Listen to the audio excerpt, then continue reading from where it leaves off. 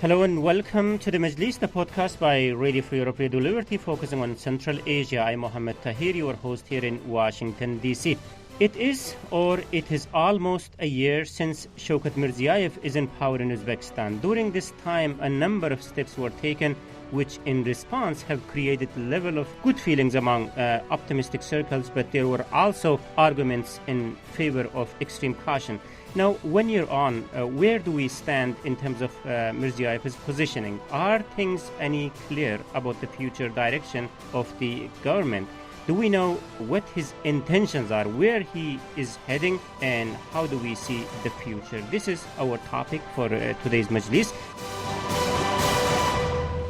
To discuss all these, I'm joined by Alisher Siddiq, Director of Radio Free Europe, Radio Liberty's Uzbek service. Alisher Ilkhamov is joining us, who is the Research Associate at the School of Oriental and African Studies, University of London, and Bruce Pannier, Editor of Radio Free Europe, Radio Liberty's Central Asia blog called Kishlok Owazi. Welcome on board, gentlemen. Thank you. Hello. Very nice to have you. Okay, Alisher, let's start with you. The latest development I see from your agenda today that some opposition activists in exile are contacted by authorities with the promise of safe back home. What is inside to this story? Yes, indeed. Some of dissidents living abroad, journalists, former political activists, and number of others, they were contacted by security services in their respective countries, or the relatives living in Uzbekistan were contacted by local authorities, and they were asked if they can come back. So they were guaranteed that everything will be peaceful and the government has nothing to persecute them for. So this is kind of a very selective process, I would say, because we are talking about probably several thousands of people living abroad, and having the same status. But only selected people got this invitation back home. To take it a little bit with caution, is it a big deal, Alisher? Of course, because these people were seen by the previous regime as the enemies of the state, as traitors in some way. And for Mirziyoev, probably, for some people in his circle, it is it could become a good message to the outside world that we are changing, that we are getting better. Because the main hope in this for the government is to improve its image and possibly get the better investment climate. But from the other point of view, these people are not enemies of Mirziyoev. You wouldn't want to have somebody's enemies in your prisons, right? You would rather put your own enemies into the prisons. So the logic is kind of here. Bruce, I was going through your Twitter feed today or yesterday. You also discussed this news and with some sort of caution. What's your take? We need to know a little bit more about who exactly is on this list of people that were invited back. Like I saw the Azadlik thing this morning, and it mentioned that, Muhammad Salik, for instance, we didn't know if he was one of the people that was invited back or contacted or not. So there's still some questions in my mind about exactly who we're talking about. Now, obviously, anyone that has been on the blacklist in the past, if they're told that they can come home and their safety is guaranteed, then this is a good, this is a good thing, and it shows some progress in how the government's treating at least opposition figures of the past. I think the big caveat here, for me anyway, is even if they did invite someone back like Muhammad Salik, for instance, a lot of these people have been outside the country for a long time, and as Alisher said, these were basically enemies of Karimov, but a lot of whatever support that they would have had years ago is probably gone. So it's kind of safer to invite them back now. They're less likely to cause any trouble. One, because they might not have anything against Mirziyoev himself, and two, just because they've been out of the country for a while, a little out of touch with their own support base, and it would require fairly substantial efforts to start lobbying against the Uzbek government. So just to clarify, that is Solih in the list, Alisher? He was in the blacklist, of course. No, in the new list. But he's no no, of course, he's not on the list Oh. at this moment. Okay, like in general terms, do we know who are the people being Yeah, contacted? we know these people were contacted at Ozotlik, and we talked to them. They explained in what form, how they've been reached out by Uzbeks. So, as Bruce pointed out, these are the people who are not in particular actively opposition or even religious kind of personalities, Okay. you know. So these are kind of would be very normal people for Mirziyoev. And let's not forget, following the death of Islam Karimov, a lot of dissidents lining up to praise Mirziyoyev's steps. And Mirziyoyev's popularity is pretty high now in Uzbekistan, a year after Karimov's death. And every step that he's taking is viewed as a kind of a great result. But what in fact he was doing is just annulling some of previous policies, not even in a full scale, but to the halfway through. Yeah, okay. Alisher Ilkhamov, irrelevant to the latest development, since Mirziyoyev came to power, did any opposition figure, the real opposition figure, return to Uzbekistan yet? Well, as far as I know, no one has returned so far. Not actually, the same could be told about the other kind of categories of dissidents, human rights activists, journalists. I'm a bit kind of skeptical about this kind of initiative to invite selectively some of dissidents, refugees living abroad. If they wanted kind of indeed change the policy, as Alisher is saying, we don't see kind of change of policies. We see some kind of efforts which look a bit kind of PR for the regime, just to improve its image, but not to go for substantial changes. If they wanted to really to kind of make some changes, they would first release all political prisoners or start releasing. So far, they released only one person, Mr. Musayev, but it's again could be seen against background of kind of dialogue with UN human rights mechanisms, but not going beyond that. Or they could just, for instance, allow those dissidents within the country to leave the country. Now, some of them still actually not being able to receive exit visas and permission to leave the country. For instance, today, one of them, Timur Karpov, human rights activist and journalist, he is complaining that for 2 months he is not able to get permission to leave the country.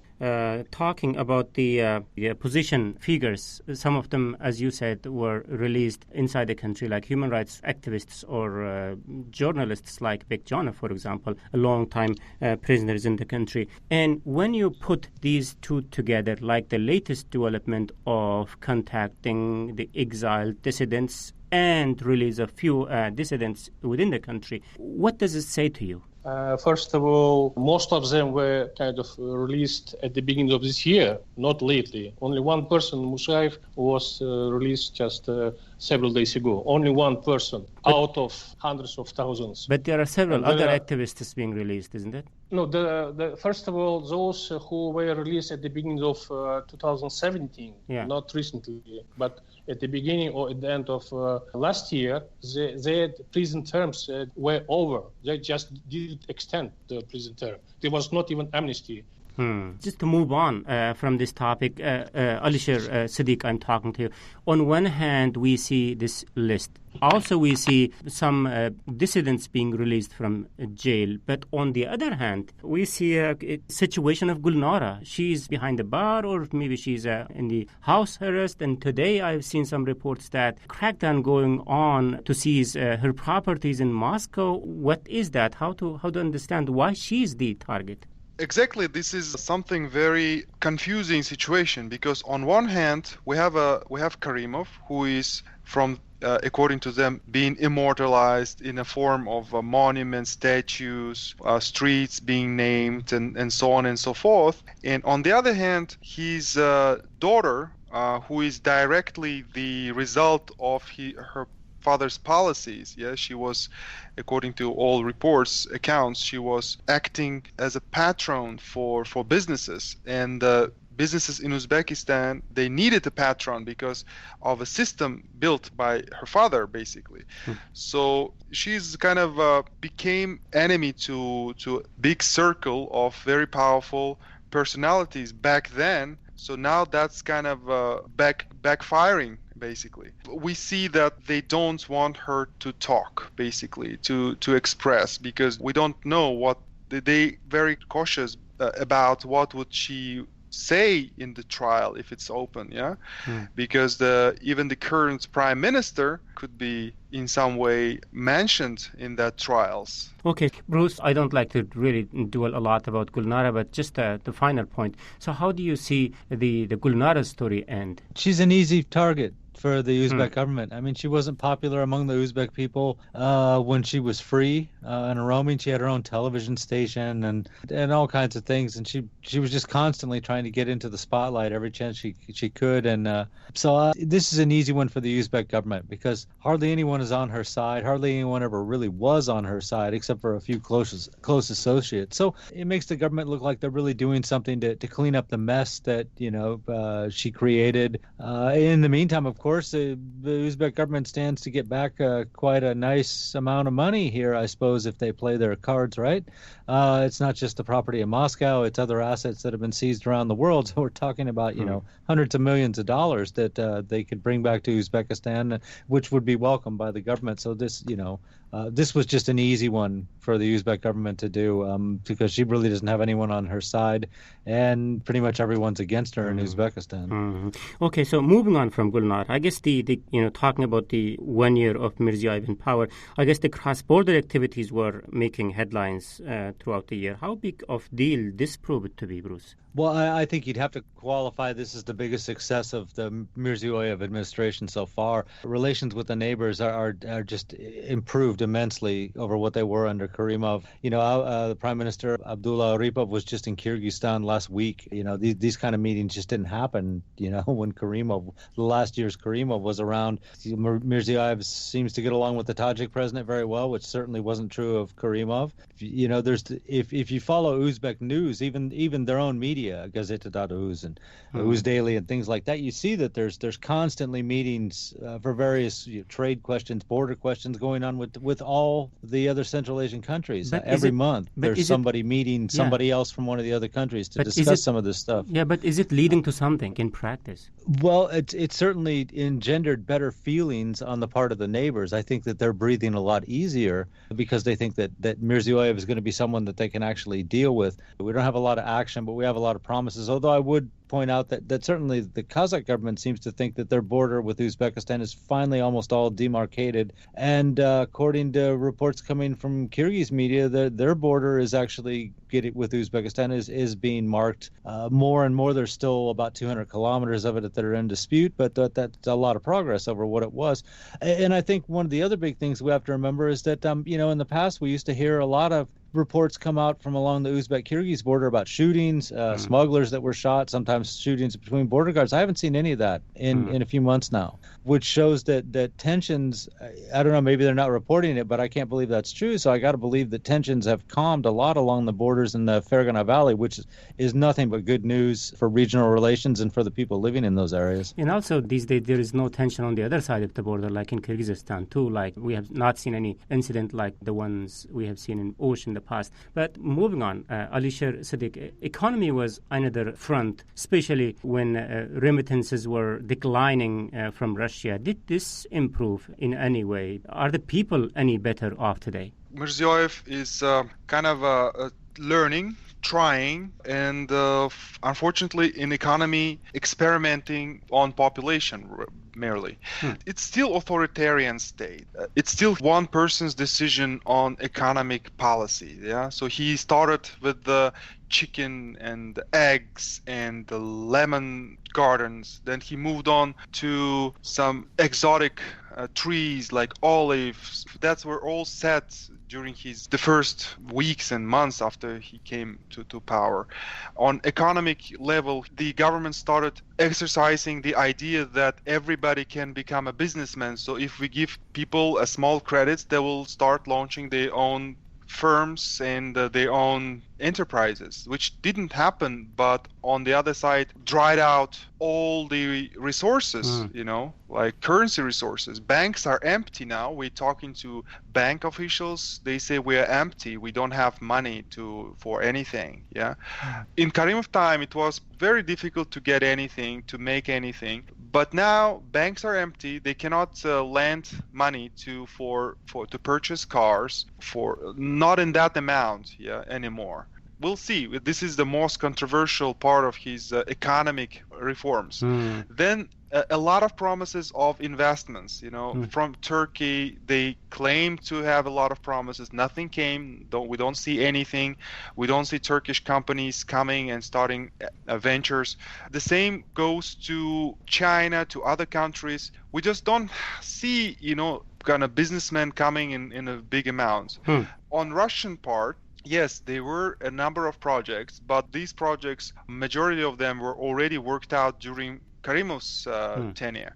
So the oil import from Russia, the couple of new oil and gas projects, these things were always on the table. And on the business side, the good sign was that kind of local producers, local companies, they were a little bit better, relieved from additional checks by tax authorities, other authorities. But mainly the economy stayed much the same, even worse. The prices were very high. They're still struggling. This is you were right. That's a major issue which Mirziyoev has very little idea how to resolve it. When you were talking about, I was thinking the chicken farm initiatives, what happened to that. But the other point that you raised, Alisher, the investment. We say eggs were eaten, chicken were fried, and lemon trees dried out. Okay. The other point, Alisher, you were saying that the investment is not coming from Turkey or China as it was promised.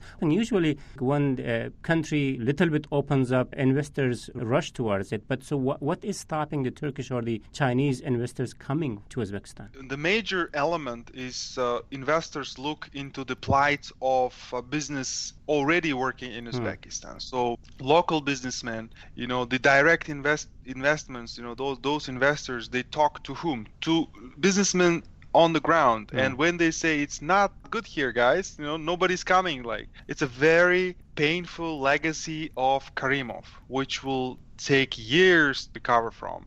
I'm sure Alisher Ilhamov has more to say on this, Yeah. So Let me bring on Alisher here. I kind of guess what your response might be to this, but what's the states of freedom of press today? Or did this little bit of feeling of opening, let's say, had any impact on Uzbekistan's appalling human rights, Alisher? Actually, on the one hand, we see some kind of relaxation, I would say, in the public sphere. Yeah. There is a kind of explosion of activities in social media, and some local media outlets is reporting more kind of boldly and more critically. And so there is some improvements, evidently taking place. One can deny that. So the people less fearful to kind of share their views, even critical views of the current state of affairs. So, but mass media is a part of the civil society. We should realize, and so the government, if you want, kind of really change the situation, change the status quo, especially on institutional level, they need to kind of adopt some policies to provide more freedom, civic freedoms, freedom of association, first of all, and freedom of speech. So, situation here from the point of view of regulation remains the same as in the Karimov era. So there's still kind of restrictions, the same restrictions on the freedom of association. And we don't see kind of appearance of new, really independent mass media. What the recent crackdown, which we saw a couple of days ago on the International Press Club, and also on the TV station, as you know, some kind of programs which were the first signs of opening and kind of engaging in dialogue with the audience, with the population, also sending kind of a signal to the society and to mass media. So the people now in some confusion what will happen next after this kind of crackdown and just quite abusive treatment of journalist Berzot Kudatkhadziaev, I think. So it's people a little bit in confusion. What will happen next? Whether the government will actually take further steps to kind of towards opening, or it will kind of close the door again. So this remains to see what will happen next. Okay, thank you very much. I remember in one of our previous discussions on the Majlis, the former U.S. ambassador to Uzbekistan, John Herbst, was saying that there will be opening in Uzbekistan, but it will come extremely slow. Maybe this is what we are seeing in the country, maybe not. But anyhow, let's do a little bit more about the future, and more importantly, what do these steps say about Mirziyoyev's intentions? Hey everyone, before we get into the second part of the show, just a quick reminder that if you really like Majlis podcast, there's a real chance that you will also like my other radio show that's called Gandhara Podcast. The show discusses latest developments in Pakistan and Afghanistan from local perspective. And the podcast is published in every second week on Radio Free Europe, Radio Liberty's Gandhara website. It's a totally must-follow discussion for foreign policy nerds with interest in the region.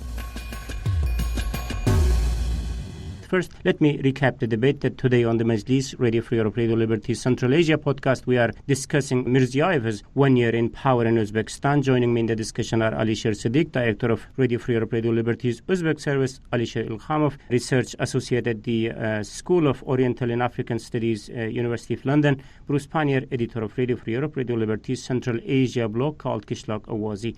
I'm Mohammed Tahir, host of the Majlis here in Washington, D.C. Welcome back, gentlemen. Okay, so 1 year on, Bruce, enough time to understand at least his intentions. So what are his intentions? Well, certainly in terms of foreign policy, he wants Uzbekistan to become a regional trade hub and open its borders up a little bit more so to the passage of goods through Uzbekistan, and some of those goods would obviously stay in Uzbekistan. So, I mean, that's one of the pluses. His domestic policies, I mean, I still, I agree with what's been said here. I don't see a whole lot of difference in the way that they're governing their own people. They haven't eased up any of the restrictions on freedom of press, freedom of assembly, rights to organize your own political parties, things like that. That still stays the same as it was under Karimov. I think the big difference is, and this might be a kind of a disguise that Mirziyoyev is using, is that he's really blaming a whole series of officials for all the problems they have in a very public way, so that the people can see, he's prosecutors are thieves, and he just keeps going from group to group. So he's kind of sparked hopes among the people that this is something of a cleanup of the government, which kind of at that point, the people don't pay as much attention to the fact that their rights situation is not improving. What they're looking at now is that Mirziyoyev is taking on the corrupt bureaucracy that was left to him, and he's trying to clean it up. And there is a hope from that the standard of living will improve inside Uzbekistan, and maybe it will. He's kind of taken the attitude with some of these different government agencies and ministries of, I want results and I want them now or you're going to be fired. It sounds good when you say it on TV. How much of this can be accomplished on the ground, I don't really know. But certainly, like I said, in terms of basic rights, I don't really see any change at all, but there is probably a new sense of optimism that maybe as he's dealing with the economy and trying to find solutions to their economic problems, that at least the standard of living will come up, which might be enough for most of the Uzbek people for at least a few years. That could do it for them, I think. Okay. Alisher Siddiq, what's your take on his intentions, at least? Yeah, we see the guy has no vision for long term. He doesn't express what kind of country he wants to see. Yeah, his vision basically repeating the same idea that Karimov founded, sort of continuing the way it was developing under Karimov. But he did not present his own vision, how he sees Uzbekistan in 5 years, in 10 years, what exactly he wants to do, what is his attitude towards secularization or religion or political situation. Maybe it's because of lack of knowledge or lack of advisors.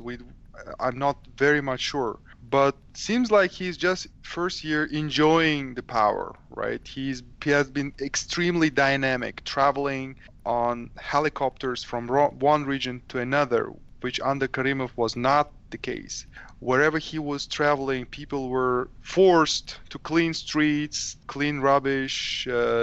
He was blatant. He was screaming, saying anything, starting from regulating wedding parties to, I don't know, to minor issues, some, construction and so on and so forth. So his long-term vision is not clear. And the only thing that I was kind of sensing from his statements is that indeed he wants to stay long. And in a couple of statements he say, if all of us want to stay longer, what we should do this. He again treating himself as a father of the nation, kind of saying, I'm trying to teach you this, I'm trying to teach you how to talk.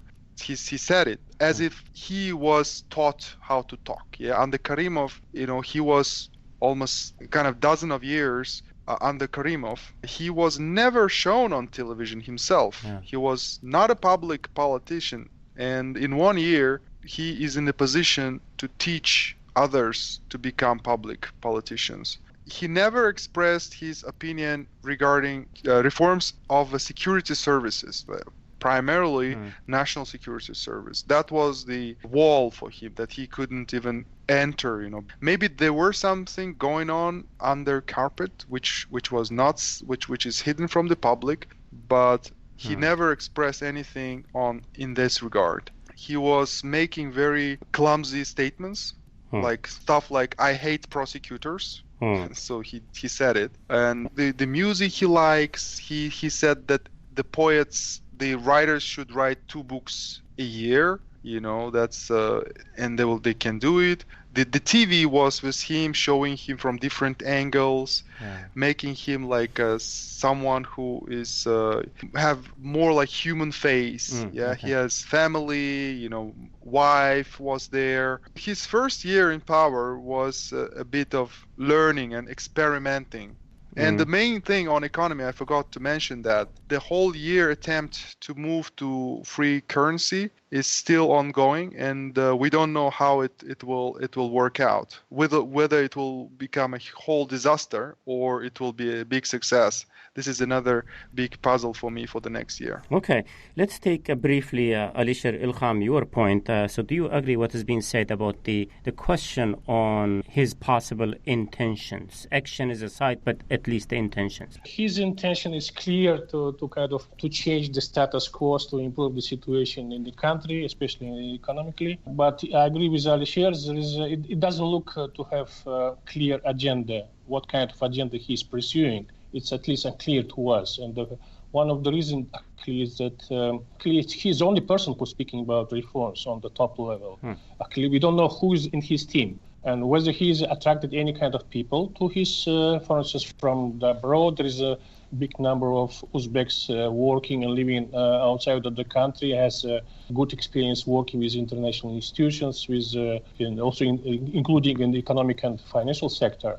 It doesn't look like he's inviting, still relying on the same kind of group of old officials who worked under Karimov, who made a career under kind of Karimov, and who adopted certain political culture, including him, actually, which is very much authoritarian, old style, and this is kind of making me worrying what kind of reforms he may and will be able to pursue. The second, my suggestion would be to at least to look at the example of neighboring Kazakhstan. Also, can be presented as a good example of good governments, also in terms of freedom and democracy. But still, situation in comparison to Uzbekistan is much better. That's why Uzbekistan is still struggling to attract investors. So if the Mirziyoev at least recognize that this Kazakh model would be at least an observable period in the further 3-4 years to be a kind of model, then actually most of the society would welcome this kind of move. For me it appears not Kazakh model, but I see somewhat Turkmenistan model in what's happening in today's Uzbekistan. But unfortunately we have to conclude the discussion. Alisher Sadiq, your point that talking about 1 year of Mirziyoev to be his first year of an experiment. So given his performance during this year, how do you see the upcoming 2 or 3 years? Very difficult one. Again, if you remember remember 1 year ago we had the same majlis. We were trying to look into what Uzbekistan would look like under Mirziyoev. Since even back then we had very little information. The information that we had, that he was brutal, that he was harsh. Now after 1 year, I can say he's at least on the public, he plays the soft game, nice person game. I'm nice. I'm with people. I'm a people's person. So his model is like more populistic in a way that he wants that recognition of people. And that's kind of will continue, I think, that's trend. And that very easily can turn into praising, into cult of personality. That's the danger there. So if he can stop it, if he can withstand it and move on to politics, living, because eventually the reforms for Uzbekistan is a difficult, it's a shocking period. It's not going to be nice thing. I think couple of difficult decisions are ahead of him, especially for the next year, what to decide with the National Security Service, which is believed to be the main obstacle in gaining the whole power in Uzbekistan. So now it is a sort of a check and balance of Uzbek version, the only version it can be now. It's between the executive power like Mirziyoev and the security services. So they're not letting each other to get mad, to get crazy. So boss kind of control each other in a way. And once he gets the whole power, that will be kind of a slight new world even in Uzbekistan. Yeah, I was curious and I was wondering when you were talking, Alisher, how much time he has to show some real progress?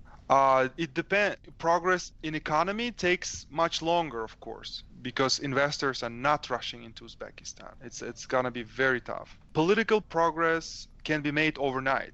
He can just order the whole progress overnight. And but they believe that the country is not ready. People are not ready for this. So you see with what you mentioned already previously, that his experiment with the free speech, sort of live shows, talk shows, discussions on TV, finished like 4 months, 5 months after started. Because it's already showed accidentally exposed deeper problems that would lead not to some secondary officials, but to the top management of the country. Okay. So that's gonna be tough. Okay, so let's take briefly, Bruce and Alisher Ilham, of your points on that. So how do you see coming 2-3 years going forward? I'll let Alisher Ilhamov go first. Okay, so I think, yes, he has raised expectation a lot of people within the country and outside of the country.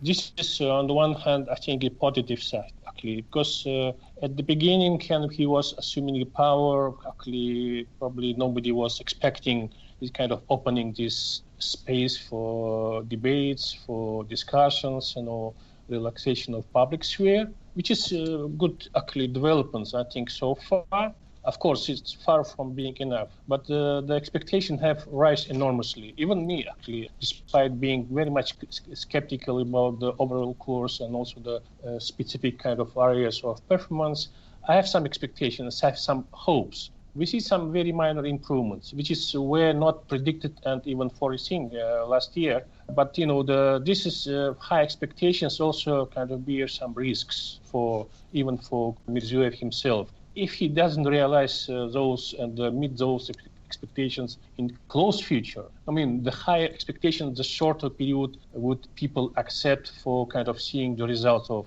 this kind of a new climate. Then his popularity will plunge also dramatically.